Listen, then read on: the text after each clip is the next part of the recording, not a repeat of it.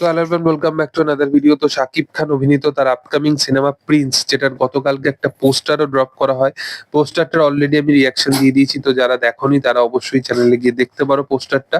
এবং এর সাথে সাথে তোমাদেরকে আরেকটা জিনিস বলে রাখি, যে এই সিনেমাটার পোস্টারটা দেখে তোমরা বুঝে গেছো যে সিনেমাটার লেভেলটা কি হতে চলেছে। এবং মোটামুটি শাকিব খান একটা গ্যাংস্টারের চরিত্রে আমরা হয়তো তাকে দেখতে পাবো, এরকমও কিছু একটা ইঙ্গিত তো দিচ্ছেই। এর সাথে সাথে প্রিন্স সিনেমার শুটিং কবে থেকে শুরু হতে পারে এই বিষয় নিয়েও তোমাদের সাথে আজকে আপডেটটা শেয়ার করবো। দেখো, শাকিব খান আমেরিকাতে ফিরবে মোটামুটি 25 থেকে 26 তারিখের মধ্যে। আমেরিকা থেকে সে বাংলাদেশে ফিরে যাবে। তারপরে তার 3-4 দিন পর থেকেই সে শুটিং শুরু করে দেবে প্রিন্সের নয়, তার আপকামিং প্রজেক্ট এই বছরে মানে চলতি বছরেই মুক্তি পাওয়া সিনেমা সোলজার বলে। সোলজার সিনেমাটা মুক্তি পাবে এই চলতি বছরেই, এবং এই সিনেমার শুটিং শুরু হবে আগামী সেপ্টেম্বর মাস থেকে।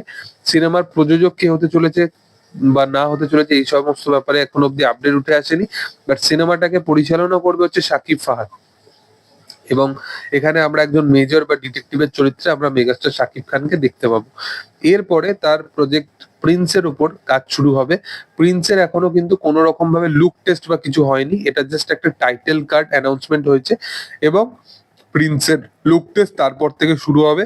মোটামুটি সবকিছু ঠিকঠাক শুরু থাকলে ডিসেম্বর থেকে কিন্তু প্রিন্স সিনেমার শুটিং শুরু হয়ে যাবে। যখন শাকিব খানের এই সিনেমাটা বড় পর্দায় মুক্তি পাবে ডিসেম্বর করে, তখন এই সিনেমাটা প্রিন্স সিনেমাটা কিন্তু ডিসেম্বর বা নভেম্বর করে কিন্তু তার শুটিং শুরু হয়ে যাবে। এবং সবকিছু ঠিকঠাক থাকলে প্রিন্স তো রোজার ঈদকে উপলক্ষ করেই বড় পর্দায় মুক্তি পাবে। তো মোটামুটি এখনো প্রায় 6 থেকে 7 মাস মতো সময় আছে শাকিব খানের কাছে, যখন কিন্তু এই প্রজেক্টটা আসবে। তার পরবর্তী যে প্রজেক্টটা আসবে আগামী বছরে, সেটা এখনো অব্দি কিন্তু ফাইনালাইজড হয়নি, কারণ রিয়েল এনার্জি প্রোডাকশনের সাথে বা প্রত্যেকটা হিমেল আশরাফ, অনন্য মামুন, রায়হান রাফি বা মেহেদী হাসান হৃদয়, তাদের প্রত্যেকের সাথেই কিন্তু শাকিব খানের ইনিশিয়াল লেভেলে কথোপকথন হয়ে আছে। এবার দেখার যে কোন পরিচালককে সে বাছাই করে নেয় আগামী প্রজেক্টের জন্য। শাকিব খান খুবই আনপ্রেডিক্টেবল একজন ডিসিশন মেকার, কারণ তুমি দেখো যে তার প্রিভিয়াস রেকর্ড এতগুলো ভালো ভালো পরিচালকের সাথে, এবং তারপরে সে দুটো নতুন নামকে সে আবার জায়গা করে দিল, এই শাকিব ফাহাদ এবং আবু হায়াত বা সেলিম সুলতানা। তো এটাই হচ্ছে ব্যাপার, এটাই একজন মেগাস্টারের ক্ষেত্রে মানে সে ইন্ডাস্ট্রিতে প্রত্যেকটা নতুন নতুন ফেজ আনছে এবং তাদেরকে জায়গা করে দিচ্ছে ইন্ডাস্ট্রিতে। এটাই দেখে বেশ ভালো লাগছে। তো যাই হোক, তোমাদের কি বক্তব্য এই বিষয়ের উপর সেটা তোমরা অবশ্যই কমেন্ট সেকশনে জানাতে পারো। তোমাদের প্রিন্সের পোস্টার কেমন লেগেছে সেটাও জানাতে পারো।